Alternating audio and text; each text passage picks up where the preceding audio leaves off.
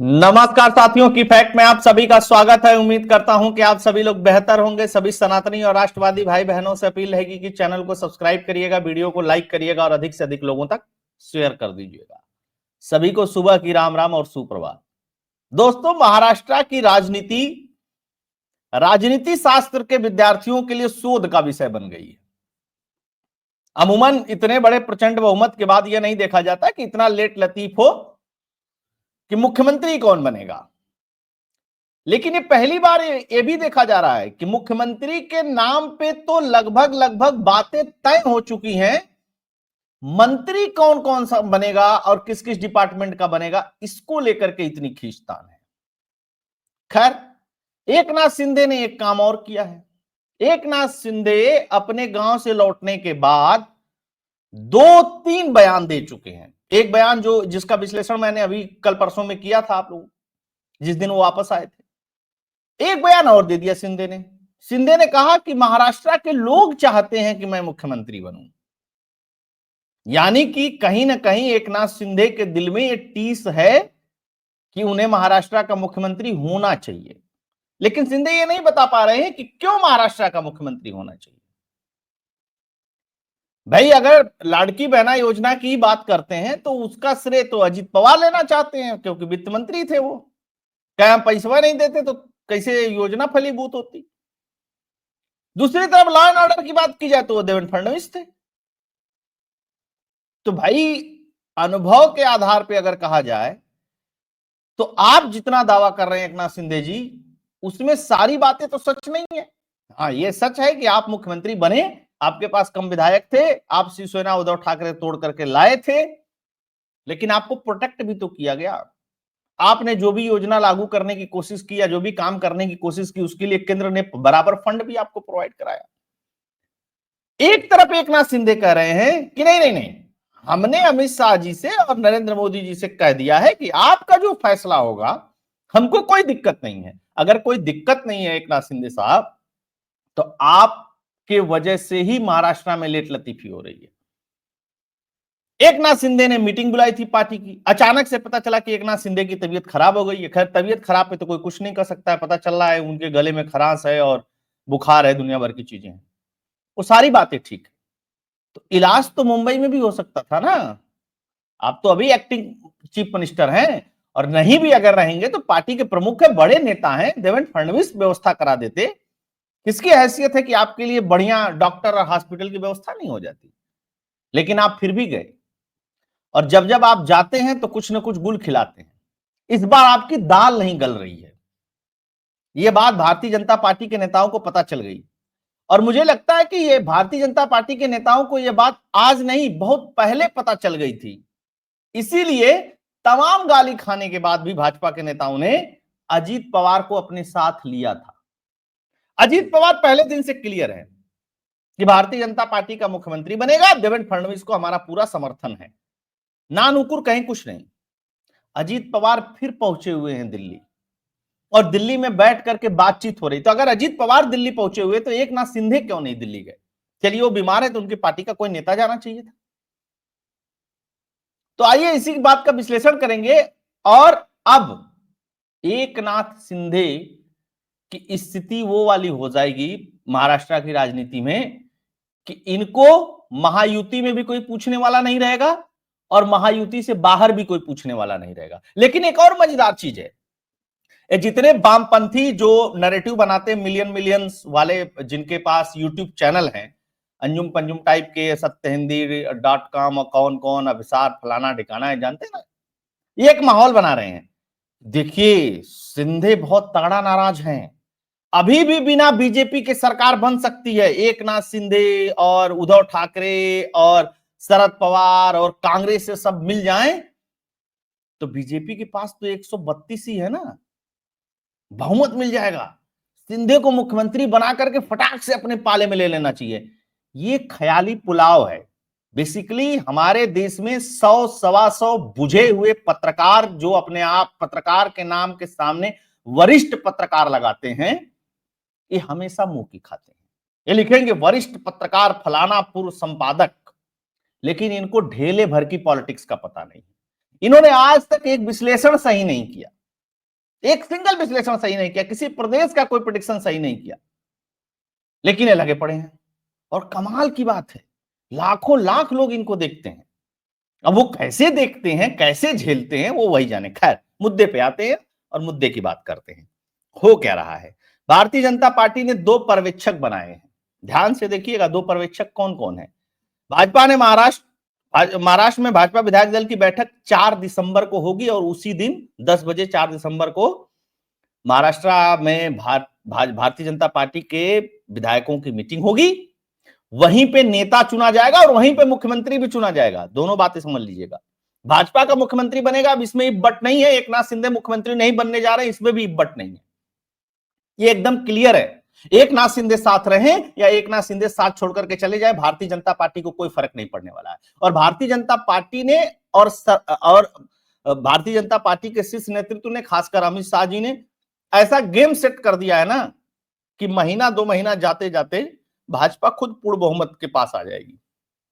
जो 12 जीते हैं ना, मतलब महायुति और इनसे अलग, उसमें से 6-7 हैं जिनको तो आने का कोई मतलब, 6 हैं जिनको कोई आने का मतलब नहीं कि एमआईएम वाला है, 2 समाजवादी पार्टी वाला है, ऐसे ऐसे करके।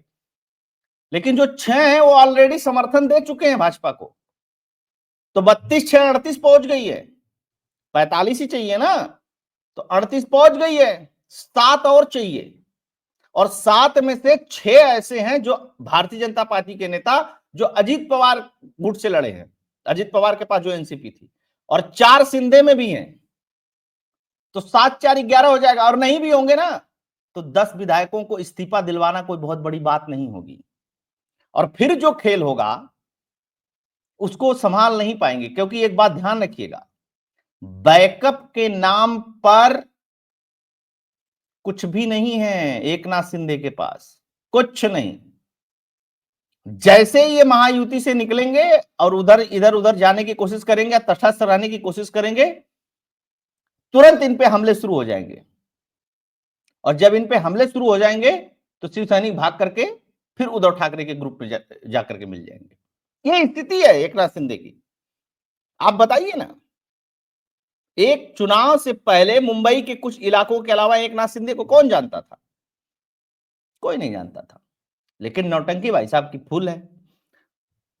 और क्या हो रहा है, निर्मला सीतारमण और गुजरात के पूर्व मुख्यमंत्री रूपानी साहब, ये 2 लोग पर्यवेक्षक हैं। अब सब लोग कह रहे हैं यार रूपानी साहब पर्यवेक्षक हैं, निर्मला सीतारमण पर्यवेक्षक हैं, पर्यवेक्षक कुछ और लोग बन सकते थे। नहीं, एकदम फिट सही पर्यवेक्षक बनाया है भाजपा ने।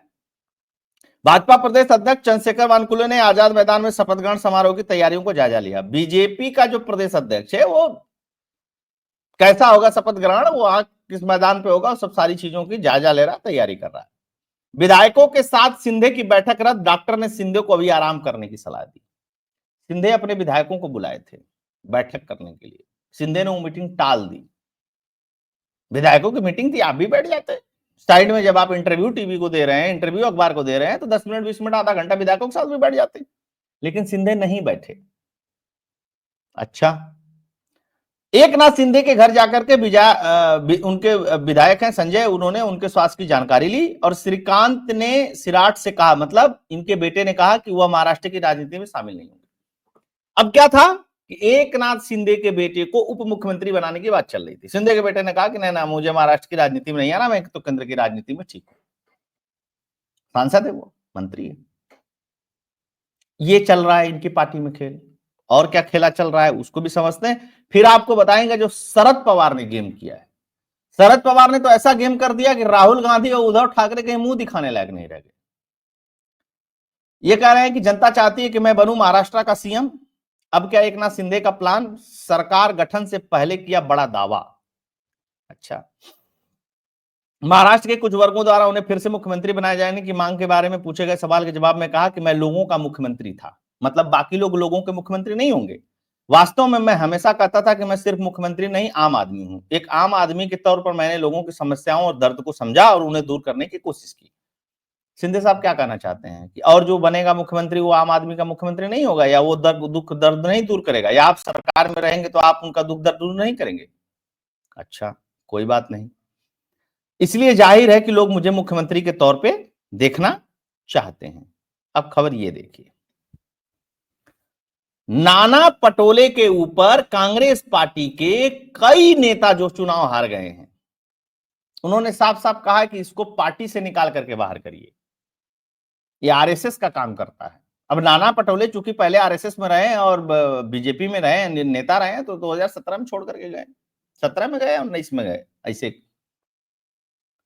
अब कांग्रेस के प्रदेश अध्यक्ष के ऊपर उन्हीं की पार्टी के हारे हुए उम्मीदवार जिनको टिकट बांटा नाना पटोले ने, वो क्या कह रहे हैं, ये आरएसएस के लिए काम करते हैं, इन्हें संघ में भेज दो। कांग्रेस के हारे उम्मीदवार ने लगाया गंभीर आरोप। तो अब आप समझ सकते हैं कि कांग्रेस पार्टी में क्या सिर्फ टोल चल रहा है, जबरदस्त वाला। तो कांग्रेस पार्टी में से कौन टूट करके चलाया, कौन छिटक करके चलाया, कुछ कहा नहीं जा सकता है हाल फिलहाल में। ठीक, दूसरी खबर आपको दिखाता हूं। महाविकास आघाड़ी की कलह में उद्धव ज्यादा दोषी हैं या कांग्रेस, किसे बाहर जाना चाहिए? मतलब महाविकास आघाड़ी से किसे बाहर होना चाहिए, उद्धव ठाकरे को कि कांग्रेस को?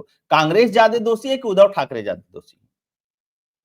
अब यहां एक ध्यान दीजिएगा बात, शरद पवार का नाम नहीं आ रहा दोषियों की लिस्ट में कि शरद पवार दोषी हैं कि नहीं है, जबकि खेल उसी बुड्ढे ने सारा रचा है। उद्धव को लाना और महाविकास आघाड़ी बनाना और मुख्यमंत्री बनाना, फिर पार्टी टूट जाना, वो सब सारा रचा माया जाल इसी का है। वो बात अलग है कि अजीत पवार ने पार्टी तोड़ दी तो थोड़ा सा कमजोर पड़ गया। अब मैं आपको बताता हूं खेल क्या है। ये आपने देख लिया खबर, कल सुबह सुबह ही बहुत खास सांसद शरद पवार के देवेंद्र फडणवीस से मिलने उनके घर जाते हैं। अब दिल्ली में चल रही है पार्लियामेंट, दिल्ली में जब पार्लियामेंट चल रही है तो एक सांसद शरद पवार गुट का, जो शरद पवार का खास है, वो देवेंद्र फडणवीस से मिलने क्यों जाता है? और इसी के साथ साथ एनसीपी के जो शरद पवार गुट है उसके 4 बड़े नेता, जिनका नाम भी अब मार्केट में चल रहा है, उन्होंने एनसीपी से रिजाइन दे दिया है। और उसमें से 2 जा रहे हैं बीजेपी के पास और 2 जा रहे हैं अजीत पवार के पार्टी के पास। भाई इस समय तो पार्टी ज्वाइन कर रहे हैं, नहीं ज्वाइन करने का कोई लाभ हानि का तो कोई मतलब है नहीं, लोकसभा चुनाव हो गया, विधानसभा चुनाव हो गया। लेकिन क्यों जा रहे हैं शरद पवार को छोड़ करके, मैं आपको बताता हूं। शरद पवार ने अपने सांसद के जरिए मैसेज भिजवाया कि अगर जरूरत पड़े तो हमारे 10 विधायक समर्थन देने के लिए तैयार हैं। अब आप कहेंगे कि शरद पवार क्यों अपने 10 विधायकों से समर्थन दिलवाएगा? समर्थन के लिए तो अजीत पवार है ही, भाजपा के पास 132 है ही, और अजीत पवार मिलाकर बहुमत से पहुंच जाते हैं। बाकी और 6 लोगों ने समर्थन किया ही किया है। बेसिकली शरद पवार की पार्टी के जो विधायक हैं वो टूटने के लिए छटपटा रहे हैं। 8 विधायक टूटने जा रहे हैं शरद पवार की पार्टी का। अब शरद पवार के पार्टी के जब 8 विधायक टूटने को बेताब हैं और वो किसी तरीके से या तो अजीत पवार के साथ जाना चाहते हैं या तो बीजेपी के साथ जाना चाहते हैं, तो शरद पवार को अब लगता है कि भैया ये टूट करके जाए उससे पहले खुद ही कह दो कि हम समर्थन देने के लिए तुमको तैयार हैं, कम से कम टूटेंगे तो नहीं, इतनी तो इज्जत रहेगी कि शरद पवार के भी 10 विधायक शामिल हैं जो सरकार चल रही है महाराष्ट्र के अंदर। आपको मैं बता दूं कि जितने 288 है ना, इसमें से 6 इनको छोड़ दिया जाए, मौलाना गैंग को, और कुछ कांग्रेस के और कुछ उद्धव के और 2-3 शरद पवार के, तो सारे मिल जाएंगे। क्योंकि सबको पता है कि कुछ भी कर लो भाई साहब, 5 साल सत्ता से बाहर रहना है, 2.5 साल ऑलरेडी बाहर रह लिए, ले देकर के कुछ ही लोग जीते हैं। विधानसभा में भी हम बोलेंगे तो कोई सुनने वाला नहीं है भाई। एक तरफ 230 रहेंगे और एक तरफ 48 रहेंगे, कौन सुनने वाला है तुम्हारी? पहले तो संख्या बल रहता था तो लोग सुनते भी थे। तो शरद पवार ने ये जो गेम खेला है ना अंदर अंदर, इससे उद्धव ठाकरे एकदम बुरी तरीके से हिल गए हैं। अब उद्धव ठाकरे को ये नहीं समझ में आ रहा है कि चलो कुछ तो राजनीति करते हैं हम लोग विपक्ष की अभी, क्योंकि चुनाव भी आने वाला है, बहुत सारे निकायों के चुनाव होने महाराष्ट्र के अंदर, कुछ गुणागणित भिड़ाते। ये तो भैया गुणागणित ही भाजपा वाले पूरा फेल कर दिए हैं। अच्छा, राहुल गांधी और उद्धव ठाकरे और शरद पवार में आपस में इन तीनों बड़े नेताओं की बातचीत नहीं हुई है। गाली गलौज फूल चल रहा है कि हम कांग्रेस की वजह से हार गए, तो राहुल गांधी की वजह से हार गए। कांग्रेस ही खुद ही कह रहे हैं, जब खड़गे साहब मीटिंग में कह दिए सीडब्ल्यूसी के कि भैया नेशनल मुद्दे से नहीं लोकल चुनाव जीता जाएगा, तो किसके तरफ इशारा था? राहुल गांधी की तरफ इशारा था। उधर इंडिया अलायंस वाले क्या कह रहे हैं कि भैया ये अडानी का मुद्दा तुम संसद में उठाना छोड़ दो, नहीं तो हम तुम्हारा साथ नहीं देंगे इस पे, हमारे पास और भी मुद्दे हैं, और भी मुद्दों पे डिस्कस करने की जरूरत है। ये तुम अडानी अडानी ले आते हो, कुछ इससे होता नहीं है, जनता को कुछ समझ में आता नहीं कि तुम कहना क्या चाह रहे हो। तुम जबरदस्ती इतने लाख करोड़ दे दिया, उतने लाख करोड़ दे दिया, जनता समझ ही नहीं पाती कि क्या कह रहा है। तो ये मुद्दा बंद कर दो अब। और शरद पवार ने अडानी के मुद्दे की हवा पहले ही निकाल रखी है। शरद पवार के 3-4 क्रियाकलाप देखिएगा। एक, जब राहुल गांधी अडानी का मुद्दा उठाते थे तो अडानी के साथ शरद पवार फीता काटने चले गए। चुनाव के बीच में शरद पवार ने कहा कि अडानी, हमारे और अमित शाह के बीच में मीटिंग हुई थी महाराष्ट्र में। भाई एक तरफ तुम्हारे नेता, तुम्हारे अगुआ मीटिंग कर रहे हैं तुम्हारे चाणक्य अडानी के साथ, और तुम गाली दे रहे हो। तो ये मतलब इस खेल को समझिएगा। मैं क्यों कहता हूं कि राहुल गांधी के दिमाग में एक सिम फिट कर दिया गया है, जिसमें अडानी, अंबानी और ये वो 2-3 अक्षर किसान वाला है, वो पीछे चला जाता है कभी कभी, रो में रैंडम एक्सेस होता है ना, तो फिर उसके बाद आरक्षण आ जाएगा, संविधान आएगा, और लाल किताब तो उसका फोल्डर बनाया हुआ है पूरा, लाल किताब वाले का। कुछ भी है, डायरी भी अगले को दे दोगे ना लाल कलर की, तो ऐसे संविधान की तरह दिखाएगा। अब क्या होगा महाराष्ट्र में?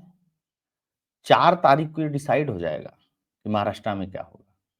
लेकिन एक बात मान करके चलिएगा, भाजपा वालों ने इतनी मेहनत करके इतना प्रचंड बहुमत पाया है महाराष्ट्र के अंदर, आरएसएस ने, और जिस तरीके से हिंदुवादी संगठनों ने कोशिश की है, उस पे जो पलीता लगाने का काम एकनाथ शिंदे कर रहे हैं ना, ये भारतीय राजनीति के लिए, खासकर हिंदुवादी राजनीति के लिए अच्छी चीज नहीं है, बिल्कुल अच्छी चीज नहीं है। क्योंकि आपको वोट इसलिए नहीं दिया गया था शिंदे साहब कि आप मुख्यमंत्री बनेंगे कि नहीं मुख्यमंत्री बनेंगे, इसलिए दिया गया था कि एक तरफ मुस्लिम परस्त पार्टियां थी और एक तरफ हिंदुओं की आवाज उठाने वाली पार्टियां थी।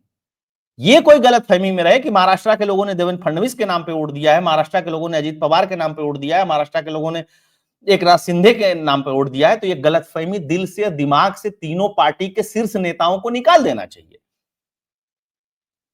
ये मेहनत है आरएसएस की, ये मेहनत है भारतीय जनता पार्टी के कैडर्स की और पार्टियों के भी कैडर्स की, साथ के साथ सबसे बड़ा योगदान जो है वहां की हिंदू जनता की है, जो जागृत हुई। बटेंगे तो कटेंगे, योगी आदित्यनाथ जी का भाषण किस तरीके से गूंजा, उसकी बात आप सभी लोगों से कई बार उसकी चर्चा हो ही चुकी है, और बहुत सारे लोग हैं जो वो जानते हैं। तो ये है खेल।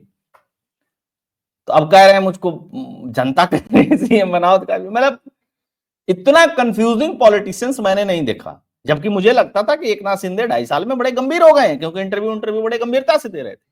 खैर, जो कुछ भी होगा उसका इंतजार किया जाएगा। आप सभी लोग जुड़े, अगर आपको एनालिसिस, कंटेंट, फैक्ट्स पसंद आता है चैनल का, तो चैनल के लिए डोनेट और कंट्रीब्यूट करते रहिएगा। डोनेट और कंट्रीब्यूट करने के लिए फोन पे, पेटीएम का नंबर स्क्रीन पे दिया हुआ है। आप सभी जुड़े, बहुत बहुत धन्यवाद। जय हिंद, जय भारत, जय श्री राम।